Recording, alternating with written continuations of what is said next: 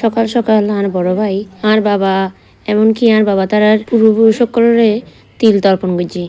এই অর্পক্ষর সময় যারা গুরুজন আছে বর্তমানে পৃথিবীর মধ্যে বাঁচি নেই, মানে মৃত, ইতারার নামে তিল তর্পণ আর শ্রাদ্ধ করা হয় যাতে আত্মা শান্তি পাই। অর্পক্ষর তিল তর্পণ করানোর পরে বোন জামাই বানাবানি একলরে ভাত খাওয়া পড়ে, এমনকি আত্মীয় স্বজনেরও নিমন্ত্রণ করা পড়ে। ভালো মন্দ রান্না বান্না করি গেলে ইতারের দুও ভাত খাওয়ানো হয়।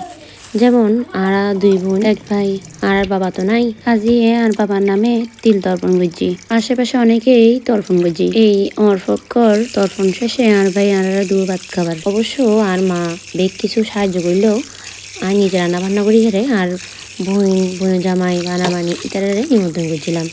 যেমন আর বান্ধবী তারাও এই উপলক্ষে নিমন্ত্রণ করছি। অনেকে অনেকভাবে করিলেও আর ঘরের মধ্যে আর খুব সিম্পলভাবে রান্নাবান্না করছি। আর সামর্থ্য অনুযায়ী আর বড় ভাই কিছু আয়োজন করছি, যেমন মাছ মাংস ডিম ডাল এসব আর কি। রান্নার আয়োজন একান্ত ব্যক্তিগত, যার যার সামর্থ্য অনুযায়ী বেগুনি চাই ভালো মন্দ রান্না বান্না করি আর খাওয়া বেলায়। আজকের দিনতেই ওনার দাদা বাংলাদেশত ল্যান্ড করের, আর আমি দুপুরবেলা বেগুনরে নিমন্ত্রণ করছিলাম আইয়ারে হাইজে বেলাই। আজু ভাড়া ঘরের মধ্যে আর বোন জামাই বোন সুদ বোনজি আর বান্ধবী ভাই বোন ইতারে নিমন্ত্রণ করছিলাম। এমনিতে বিকালবেলা গাড়ি আইব আর সীতাকুণ্ড যাইবি আর এয়ারপোর্টে তো যাইম। এর মধ্যে আমার রুটি বেলের বিকালে যারা আইব ওইতারা যেন হাইত পারে। আর আজ বললাই আর ভিডিও এতটুকুই। অন্য ভিডিও কেন লাগি অবশ্যই কমেন্ট করে জানাবেন। নমস্কার।